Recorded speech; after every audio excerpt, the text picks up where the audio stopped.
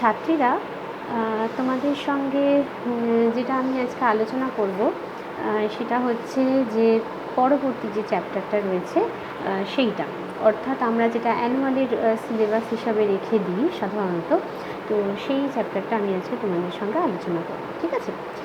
আচ্ছা, সেখানে কি আছে দেখো, জীব বৈচিত্র্য, পরিবেশের সংকট, বনভূমি, বিপন্ন প্রাণী, অনেক বড় একটা চ্যাপ্টার, কিন্তু জীবন বিজ্ঞান পড়তে গেলে যেটা আমাদের মাস্ট জানতে হবে তো সেটাই হলো এই জীব বৈচিত্র্য, অর্থাৎ যাকে আমরা ইংলিশে বলি বায়োডাইভার্সিটি। আগে আমাদের জানতে হবে যে আমরা উদ্ভিদ সমষ্টি, অর্থাৎ যেটাকে আমরা বলছি উদ্ভিদের জগৎ, আমরা কোন অংশটাকে বলছি? পৃথিবীতে তো অনেক ভাগ, মানে অনেক কিছুই রয়েছে, যেমন ধরো জল রয়েছে যেটা সমুদ্র, তারপর ধরো পাহাড় পর্বত রয়েছে, আর বনভূমি রয়েছে। তো আমরা উদ্ভিদ জগৎ বলতে বা উদ্ভিদ সমষ্টিকে বোঝাতে যেটা ব্যবহার করি, যেটা জানি, সেটা হচ্ছে বন।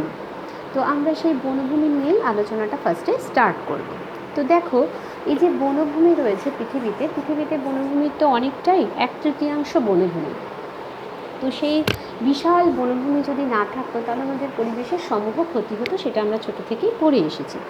এবারে যেটা আমাদের জানতে হবে সেটা হচ্ছে যে এই যে বনভূমি রয়েছে, এই বনভূমি থেকে মানে কী উপায়, মানে মানুষ, মানে আমরা বা ধরো অন্যান্য প্রাণীরা কীভাবে বনভূমি থেকে আমরা উপকারটা পাই বা সাহায্যটা পাই। আমরা জানি, আমরা পড়ে এসেছি, বনভূমি বা গাছের উপাদান না হলে আমরা খেতে পারবো না, গাছের উপাদান না হলে আমাদের পরিধেয় বস্ত্র হবে না, গাছের উপাদান না হলে আমাদের ওষুধ হবে না, সবটাই আমরা জানি। কিন্তু পুঙ্খানুপুঙ্খভাবে আমরা আলোচনা করব যে এক একটা পয়েন্ট। যেমন ধরো ফার্স্ট পয়েন্ট যদি বলি, সেটা হবে যে এই যে আমরা বনভূমির কথা বলছি, সেই বনভূমি মানে থেকে মানুষ কী কী উপকার পায়। ধরো মানে কী ধরনের উপকার পাবে, যেমন 1 নম্বর হচ্ছে আবহাওয়া নিয়ন্ত্রণ।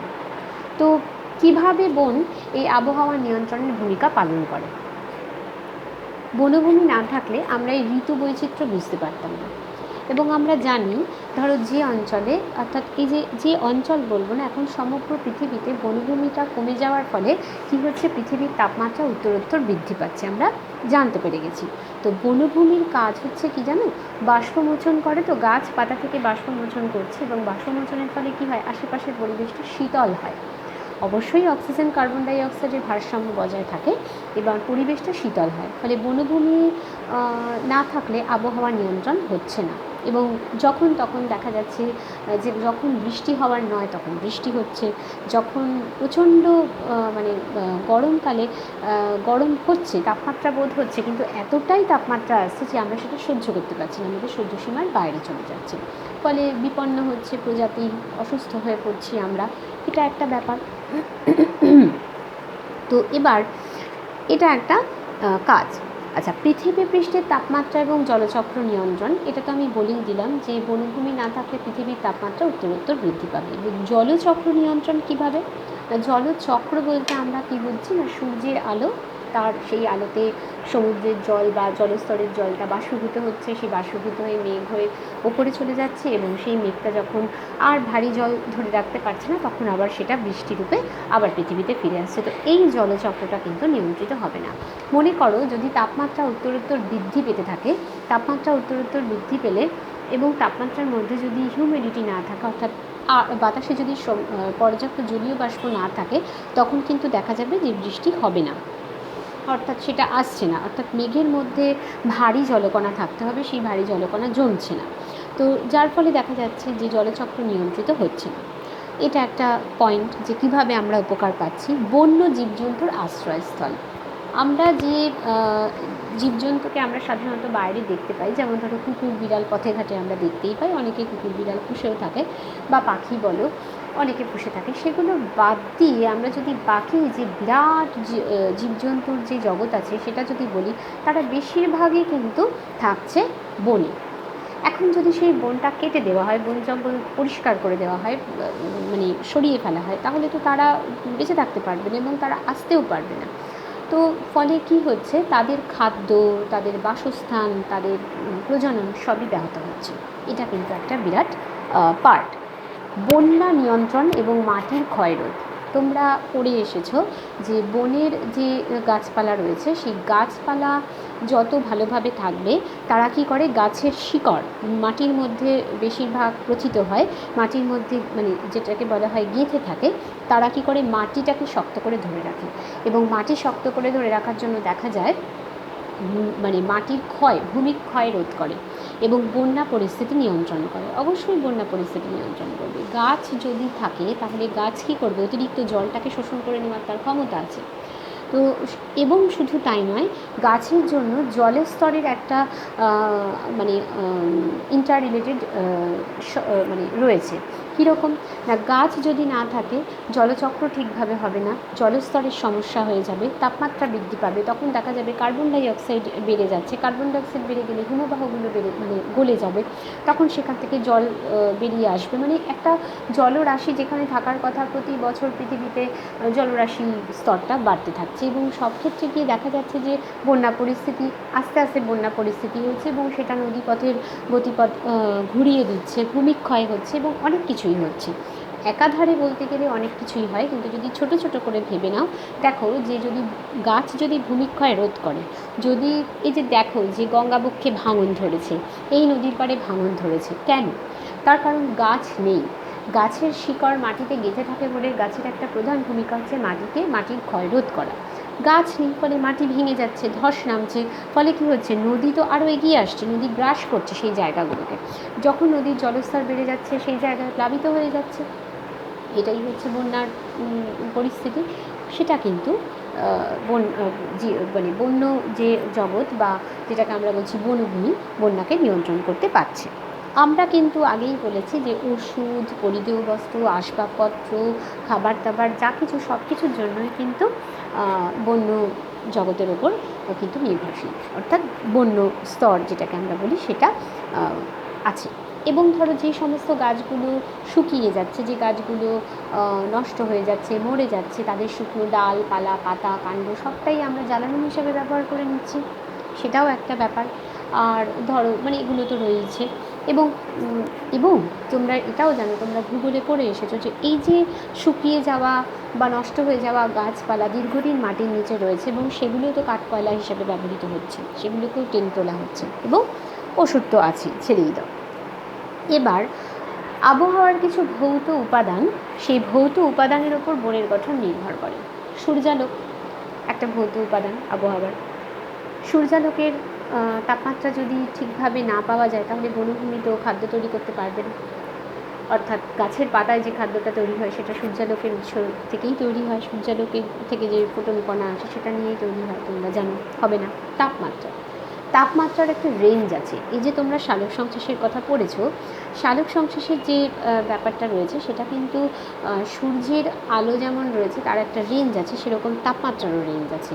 অতিরিক্ত তাপমাত্রায় কিন্তু বাষ্পমোচনও বন্ধ হয়ে যায় এবং সালোক সংশ্লেষও ব্যাহত হয়। তাহলে তাপমাত্রাটাকে ঠিক মানে সঠিক রেঞ্জের হতে হবে, অর্থাৎ সঠিক সীমার মধ্যে হতে হবে, এবং তার বেশি হলে, খুব বেশি অধিক তাপমাত্রা হলে কিন্তু গাছের ক্ষতি, সেটা হবে না। বায়ু প্রবাহ, অতিরিক্ত বায়ু প্রবাহ যদি হয়, ধরো প্রচণ্ড ঝড় বৃষ্টি হচ্ছে, তখন বায়ুর বেগ বেড়ে গেছে, এই যে আমরা আমাদের চারপাশে খবর শুনি বা আমরা রিসেন্ট আমরা কয়েক মাস আগেই আমরা একটা ভয়ঙ্কর ঝড়ের মুখোমুখি হলাম, আমফান, সেখানে দেখেছি বাতাসের বেগ প্রচুর বেশি ছিল। তো বায়ু প্রবাহের হার যদি অত বেশি হয় গাছ তো পড়েই যাবে। তো সেক্ষেত্রে দেখা যাচ্ছে বায়ু প্রবাহ বাষ্পমোচনকে নিয়ন্ত্রণ করে প্রত্যক্ষভাবে। যত সুন্দর বায়ু প্রবাহ হবে তত বেশি ওই বাষ্পমোচনে কী হয়, পাতা থেকে জলীয় বাষ্পটা বেরিয়ে যায়, অতিরিক্ত জলীয় বাষ্প মানে অতিরিক্ত জলটা বেরিয়ে যায় জলীয় বাষ্প আকারে। বায়ু প্রবাহ হলে পরে এক্সট্রা যে জলীয় বাষ্প বেরিয়েছে সেটা সরে যাবে, আবার জলীয় বাষ্প বেরোবে, এরকম। কিন্তু অতিরিক্ত বায়ু প্রবাহ তো কোনো ক্ষেত্রেই ভালো না। বা বৃষ্টিপাত ধরো, সেটাও ভালো না। এবং বায়ুতে জলীয় বাষ্পের পরিমাণ, আমি আগেই বলেছি, বায়ুতে যদি জলীয় বাষ্পের পরিমাণ সঠিক না থাকে তাহলে কিন্তু সেটা বনভূমির ওপরে একটা বিরাট ক্ষয়ক্ষতি তৈরি করতে পারে, জলীয় বাষ্প না থাকা। অর্থাৎ জলীয় বাষ্পের পরিমাণ যথাযথ হতে হবে। খুব বেশি জলীয় বাষ্প হলেও কিন্তু সেটা পরবর্তীকালে অসুবিধার সৃষ্টি করে। আচ্ছা, এরপরে আমি যেটা আলোচনা করব বলতে এটা তোমরা নিজেরা করবে, আমি শুধু একটু হিন্টস দিয়ে দিচ্ছি। তোমাদের বইতে একটা চার্ট আছে, 244 নম্বর পাতায় চার্টটা রয়েছে এবং সেই চার্টের মধ্যে কী কী রয়েছে, ব্যবহৃত জিনিসের নাম, অর্থাৎ তুমি বাড়িতে, বিদ্যালয়ে, খেলার মাঠে এমন কিছু জিনিস ব্যবহার করো, সেই জিনিসগুলোর নাম দিয়ে দেওয়া হয়েছে। ওই জিনিস তৈরিতে বনের ব্যবহৃত উপাদানের নাম কি তোমাকে লিখতে হবে এবং উৎস কি লিখতে হবে। প্রথমে রয়েছে পেন্সিল। আমরা সবাই জানি পেন্সিলে ব্যবহৃত বনের উপাদানের নাম হলো কাঠ, তাই তো? সেই কাঠটা আসে কোথা থেকে? গাছ থেকে, গাছের কাণ্ড বা ডাল সেখান থেকে আসছে। খেলার ব্যাট, উইলো বলে একটা ট্রি আছে, উইলো কাঠ আছে, তো সেই উইলো কাঠের ব্যাট সব থেকে ভালো হয়, মানে ক্রিকেট খেলার ব্যাট। তোমরা একটু যারা এই সম্পর্কে ওয়াকিবহাল, যারা একটু পড়াশোনা করো তারা জানবে যে উইলো কাঠের ব্যাট আগে যে এই যে ব্রিটিশরাই তো প্রথম ক্রিকেট খেলা চালু করে, তো ওরা উইলো কাঠের ব্যাটে খেলতো। পরেও অনেকভাবে উইলো কাঠের ব্যাটে খেলার ব্যাট তৈরি করা হয়েছে। তো ওটাও তাই একই, গাছ থেকেই আসছে উৎস। ওষুধে কিন্তু প্রচুর উপাদান ব্যবহৃত হয়। ধরো গাছের পাতা থেকে ওষুধ হতে পারে, ফুল থেকে ওষুধ হতে পারে, কাণ্ড থেকে ওষুধ হতে পারে, তারপরে ধরো কাণ্ড মানে গাছের ছাল, কোনো উদ্ভিদের মূল থেকে ওষুধ হতে পারে, ফল থেকেও ওষুধ হতে পারে। তো তাহলে উৎস গাছ। পোশাকটা কিন্তু সবসময় খেয়াল রাখবে যে তন্তু, মানে যেটাকে আমরা বলি থ্রেড অর্থাৎ ফাইবার, সেটা কিন্তু গাছের ওই কাণ্ড থেকেই আমরা পাচ্ছি, ঠিক আছে? যানবাহনের থেকে যেটা আমরা যদি বলি, তাহলে যানবাহনে সরাসরি যেটা লাগে সেটা হচ্ছে জ্বালানি।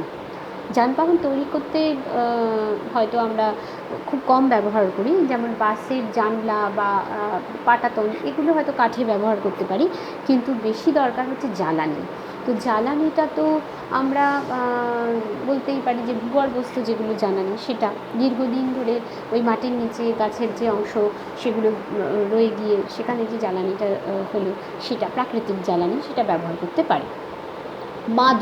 মাদুর কিন্তু কাঠি দিয়ে হচ্ছে, ঠিক আছে? তোমরা অনেকে যারা গ্রামে দেখেছো তারা মাদুর বুননটাও দেখেছো, সেটাও তোমরা জানো।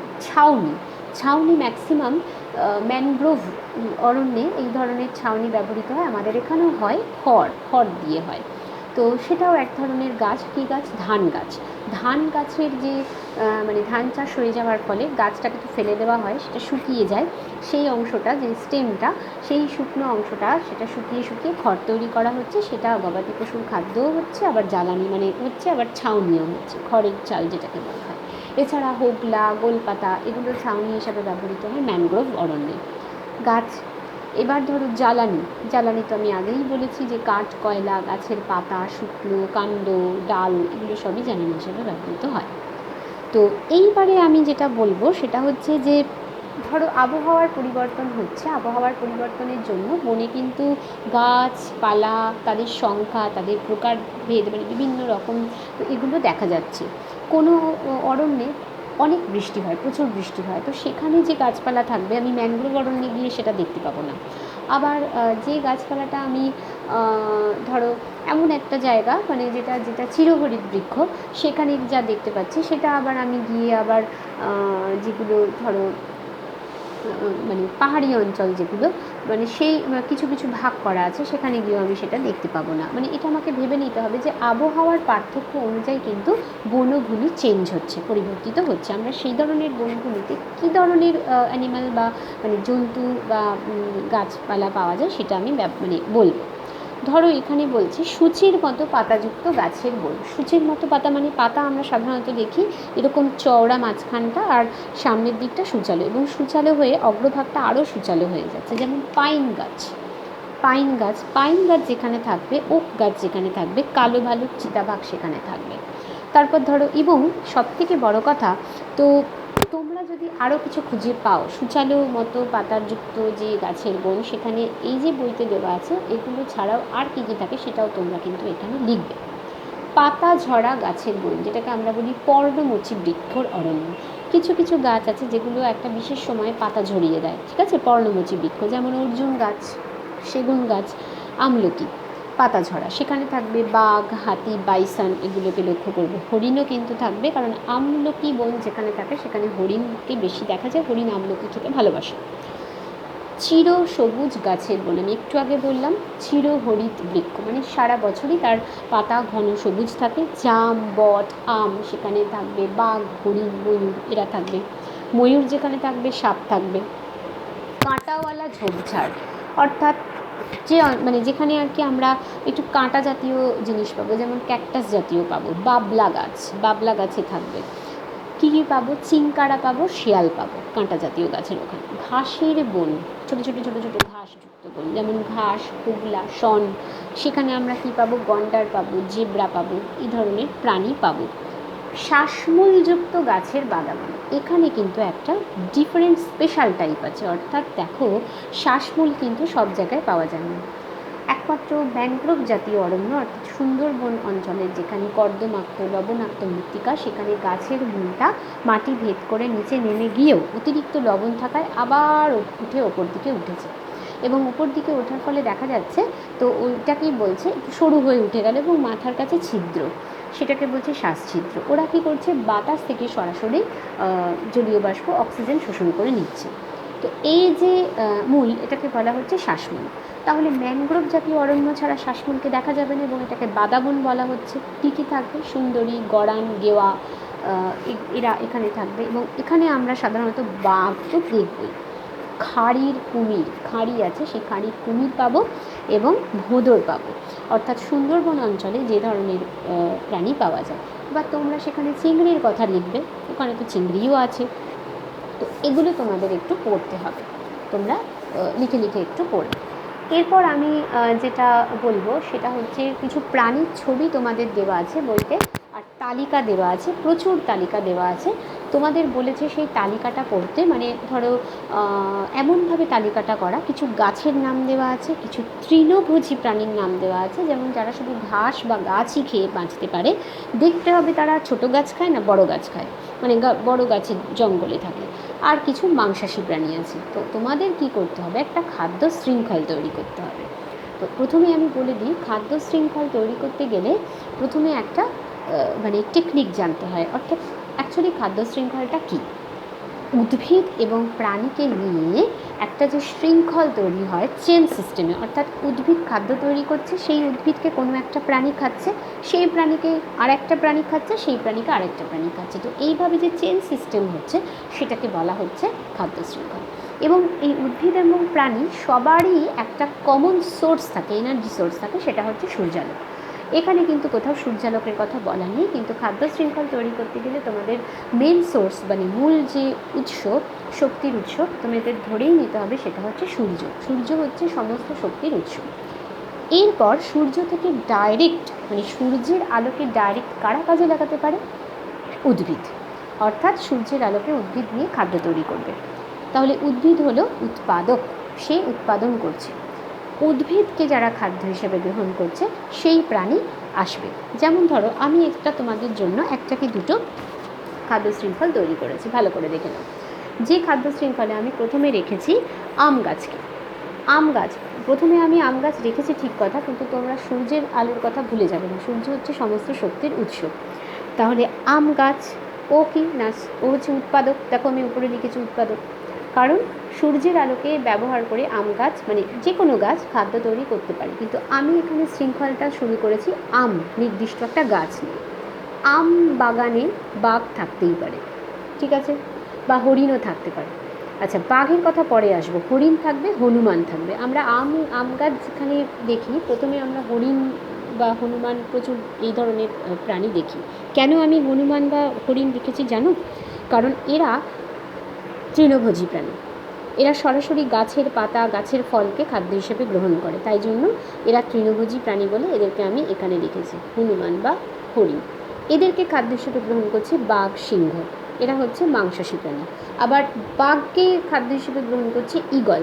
ধরো কোনো বাঘ বা সিংহ খুব অসুস্থ হয়ে পড়লো এবং দেখা গেল যে ওরা প্রায় মৃতপ্রায়, তখন কিন্তু ঈগল, শকুন ওরা কিন্তু ছো মেরে নিয়ে চলে যাবে। তো এরাও কিন্তু এদেরকে খাদ্য হিসেবে গ্রহণ করতে পারে। তাহলে দেখো পরপর যাচ্ছে, উৎপাদক প্রথমে গেল, তারপর তৃণভোজী প্রাণী যারা এদেরকে খাদ্য হিসেবে গ্রহণ করছে, তৃণভোজী প্রাণীকে এই মাংসাশী প্রাণী খাদ্য হিসেবে গ্রহণ করছে, আবার একে খাদ্য হিসেবে গ্রহণ করছে। এ হচ্ছে সর্বোচ্চ খাদ্য। তারপরে এই সব খাদ্য সব গ্রহণ করার পরে এই যখন মরে যাচ্ছে বা নষ্ট হচ্ছে, একে কিন্তু খাদ্য হিসেবে মানে এর কাছ থেকে পচা গলা মৃতদেহ থেকে রস শোষণ করে নিচ্ছে কে? বিয়োজক। যে কোনো ব্যাকটেরিয়া, ভাইরাস, প্রোটোজোয়া, ফাঙ্গাস বিয়োজক হতে পারে। তোমাদের বইতে কিন্তু বিয়োজকের উদাহরণ নেই, কিন্তু একটা খাদ্য শৃঙ্খল তৈরি করে তাকে পুরোপুরি দেখাতে গেলে কিন্তু এই বিয়োজকের কথাটা বলতেই হবে। অর্থাৎ এই বিয়োজক না হলে কিন্তু খাদ্য শৃঙ্খল পূর্ণ হবে না। তাই আমি শেষে বিয়োজক কথাটা লিখে দিয়েছি। বুঝতে পেরেছো? নেক্সট আমি লিখেছি আম গাছের পর আমলকি। আমলকিকে খাদ্য হিসেবে গ্রহণ করছে হরিণ, বাঘও থাকতে পারে, কিন্তু তৃণভোজী প্রাণী হতে হবে, সেই জন্য আমি হরিণকে রেখেছি। হরিণকে খাদ্য হিসেবে গ্রহণ করছে বাঘ মাংসাশী প্রাণী, তারপর ধরো ঈগলের থেকে বিয়োজক। তো এইভাবে তোমরা কিন্তু এটা নিজেরা প্রত্যেকটা প্রাণী নিয়ে যেটা হয়েছে সেটা কিন্তু তৈরি করবে। তো এই চারটা তোমাদের আমি কাজ দিলাম। এরপরে আমি যেটা বলবো, যেটা করবে, সেটা হচ্ছে একটা আদর্শ বনের গঠন কী হতে পারে। আদর্শ বন মানে অনেক বড় বড় বনাঞ্চলে গেছো, সেখানে বৃক্ষ জাতীয় গাছ রয়েছে, মাথার উপরে অনেক উঁচু স্তরে তারা একেবারে লম্বা হয়ে ঘন করে জঙ্গলটাকে ঘিরে রেখেছে, একেবারে ওপরে রয়েছে, মানে তারা একটা ছাদ সৃষ্টি করেছে, এমন ছাদ যে সূর্যের আলোটা ওদের মাথার ওপরই পড়বে, ওই সব গাছগুলোর মাথার ওপরে ভেতরে আসতে পারবে না, ঠিক আছে? তো ওদেরকে ক্যানোপি বলে, ছাদ বলে। সাধারণত ধরো মানে বর্ষা বনে 30 মিটারের উচ্চতায় তৈরি হয়, আবার কখনো কখনো 90 মিটারও হতে পারে। এখন এখান থেকে একটা প্রশ্ন আসে, যারা একেবারে ওই মানে যে সমস্ত বনের ওই ক্যানোপি স্তর বা ছাদ স্তর আমরা যেটাকে বলি, সেই ছাদ স্তরে কেন বেশি খাদ্য তৈরি হয়? ভেরি ইজি আনসার, কারণ ওখানে সরাসরি সূর্যের আলো পড়ে এবং ওরা গা ঘেঁষাঘেঁষি করে থাকে, সেজন্য সারাক্ষণই তো ওরা সূর্যের আলো পাচ্ছে, তাই খাবারটা তৈরি হচ্ছে। ছাদের নিচের স্তরে যারা থাকে, তারা যে সমস্ত গাছ, তারা ওই ছাদের কাছাকাছি পৌঁছাতে চেষ্টা করে কিন্তু পৌঁছতে পারছে না। ধরো ওই বৃক্ষ জাতীয় উদ্ভিদের থেকে একটু কম যারা, মানে কম উচ্চতার বৃক্ষ, গুল্ম জাতীয় উদ্ভিদ, তারা কিন্তু একটু ঝোপঝাড় জাতীয়, যেখানে মানে গুল্ম জাতীয় সে নরম কাণ্ডে, তারা কিন্তু ওই মাঝারি উচ্চ স্তরে থাকবে। এর পরবর্তী যে স্তর, সেখানে কিন্তু খুব ঝোপওয়ালা কিছু গাছ আমরা দেখতে পাবো। তৃতীয় স্তরে ঝোপওয়ালা গাছ, মানে অর্থাৎ গুল্মও থাকবে এবং সেখানে ছোট ছোট প্রাণীদের খাদ্য বাসস্থানের জন্য থাকতে দেখা যাবে। তারপরে যেটা আমরা থাকবো, ঠিক বনের ধরো মেঝের ওপর দিয়ে কিছু বিরুৎ জাতীয় উদ্ভিদ আমরা দেখতে পাবো, ঠিক আছে? বিরুৎ জাতীয় উদ্ভিদ তোমরা জানো বিরুৎ জাতীয় উদ্ভিদ কারা। তো বিরুৎ জাতীয় উদ্ভিদ আমরা দেখতে পাবো মূলত, আর কিছু কিছু ফার্ন জাতীয় গাছ আমরা দেখতে পাবো, ওখানে সদ্য বীজ থেকে হয়েছে এরকম। তো এই ধরনের গাছ দেখবো, এবং তার সাথে সাথে কিন্তু আমরা দেখবো ইঁদুর, পোকামাকড়, সাপ, যারা ওই মেঝেতে ঘোরাঘুরি করতে পারে। আর লাস্ট যে স্তরটা থাকবে সেটা হচ্ছে শুধু বনের মেঝে, সেখানে কিন্তু কোনো জীবিত গাছ থাকবে না। কোনো গাছ শুকিয়ে গেছে, মৃতপ্রায় গাছ, তার ভাঙা ডাল, পচা পাতা, শুকনো পাতা পড়ে থাকবে, পাখির মল, পশু পাখির মল পড়ে থাকবে, পোকামাকড় তাদের যে ওয়েস্টেজগুলো সেখানে পড়ে থাকবে, এবং সেগুলো মাটির সাথে মিশে মিশে হিউমাস তৈরি করবে, যেটা তোমরা জানো ভীষণ উর্বর। এবং পরবর্তীকালে দেখা যাবে, এবং এরা মাটির সঙ্গে যখন মানে মিশছে, তখন এখান থেকে আবার অ্যামাইনো অ্যাসিড তৈরি হবে, ঠিক আছে? খনিজ মৌল অ্যামাইনো অ্যাসিড বের হবে এই ধরনের পদার্থ থেকে, হিউমাসটা মিশে যাবে এবং মাটি খুব উর্বর হয় এই জন্যে এখানকার। এবং এখানে অনেক ধরনের আণুবীক্ষণিক জীব থাকবে। কেঁচো কিন্তু আণুবীক্ষণিক জীব নয়, কেঁচোকে বলা হয় মৃত্তিকা কর্ষক করে, অর্থাৎ মাটির ওপর দিয়ে ঘুরে ঘুরে চলে বলে সেরকম। তো কেঁচোকে দেখতে পাবো, কাঁকড়া, বিছে, আরশোলা, সাপ তো থাকবেই, তার সঙ্গে কিছু আণুবীক্ষণিক জীবও আমরা দেখতে পাবো। তো এই গেল একটা বনের পুরো স্তর। যে তুমি যদি একটা আদর্শ বন দেখো, কী কী স্তর থাকবে, এই স্তরগুলো তোমরা খুব ভালোভাবে পড়বে, কোন স্তরে কোন প্রাণী দেখা যায়, কতটা উচ্চতা লাগে, সেটা তোমরা ভালো করে পড়বে। এবং একটা পরের পেজে ইয়েলো বক্সে টুকরো কথা আছে, সেটা গল্পের মতন তোমরা মনে রাখবে, সেখান থেকে অনেক ইনফরমেশন তোমরা জানবে, সেটা মনে রাখবে। এরপরে যেটা আমি বলবো সেটা হচ্ছে, বনে যদি আগুন লাগে কী হবে। ধরো বনে প্রচুর মানে অনেক বেশিভাবে আগুন লেগে গেল, কোনোভাবে শুকনো পাতা, গাছের ডাল খড়খড় করে ঘষা লাগলো, আগুন লেগে গেল কোনোভাবে, বা অগ্ন্যুৎপাত হলো, আশেপাশের কোনো একটা আগ্নেয়গিরি থেকে অগ্ন্যুৎপাত হলো, বজ্রপাত হলো, এবং সেটা বায়ু প্রবাহের ফলে ছড়িয়ে গেল, তো এইভাবে আগুন লাগতেই পারে। এবং সবথেকে বড় কথা আমাদের দোষে, অর্থাৎ মানব জাতির দোষে আগুন লাগতে পারে। আমরা কী করি, পিকনিকে যাচ্ছি, এখানে ওখানে ঘুরতে যাচ্ছি, আগুন জ্বালিয়ে চলে আসছি, বর্জ্য পদার্থ ফেলে আসছি, দাহ্য পদার্থ ফেলে আসছি, যেখান থেকে আগুন ধরে যাচ্ছে। কী ক্ষতি হবে? বনে যদি আগুন লাগে তাহলে সর্বোপরি ক্ষতি কিন্তু বন্য প্রাণীদের হবে। গাছে আগুন লাগলো, গাছ তো নষ্ট হবেই, তার সঙ্গে সঙ্গে গাছে যে পাখি রয়েছে, যে পশুরা বনের মধ্যে রয়েছে, তারা ভয়ঙ্করভাবে ক্ষতিগ্রস্ত হয় এবং তারা জীবিত দগ্ধ হতে পারে। এটা মাথায় রাখতে হবে। সবথেকে বড় কথা, দেখো তোমরা যে বনের স্তরগুলো করলে, প্রথমে যখন আগুন লাগবে তখন নিচের যে বিরুৎ জাতীয় গুল্ম জাতীয় গাছ সেগুলো নষ্ট হয়ে যাবে। তাহলে নিচে যে ছোট ছোট পোকামাকড়, আণুবীক্ষণিক জীব বা এই ধরনের ছোট ছোট প্রাণীরা, তারা মারা যাবে। তারপর বড় প্রাণীরা মারা যাবে এবং সর্বশেষে উচ্চস্তরের যে বৃক্ষ জাতীয় গাছ তারা নষ্ট হবে। মাটি নষ্ট হয়ে যাবে, অর্থাৎ এই বনটায় মানে কোনো বনাঞ্চলে আগুন লাগলে সে তো বনাঞ্চলের গাছ নষ্ট হলেই তার সঙ্গে সঙ্গে মাটিটা এতভাবেই নষ্ট হয়ে যায়, সেই মাটিকে তুমি আর কোনোভাবেই কাজে লাগাতে পারবে না। এবং সেই মাটির জলটাও মানে নিচে অনেক গভীরে পর্যন্ত জলটাও মানে বাষ্পীভূত হয়ে যায়, আর থাকে না। তো এইগুলো হচ্ছে তোমাদের মোটামুটি একটা আইডিয়া আমি দিয়ে রাখলাম। তোমরা এগুলো পড়বে যে আদর্শ বনের গঠন কীরকম হয়, কী ধরনের প্রাণী দেখা যায়, উদ্ভিদ দেখা যায়, বনে কিভাবে আগুন লাগতে পারে, আর আগুন লাগার ফলে বনের কী ক্ষয়ক্ষতি হয়। পরের দিন আমি আবার নতুন কোনো মানে পরবর্তী যে অংশটা আছে বনের বন বাঁচানো, বন সংরক্ষণ, সেটা নিয়ে আলোচনা করব।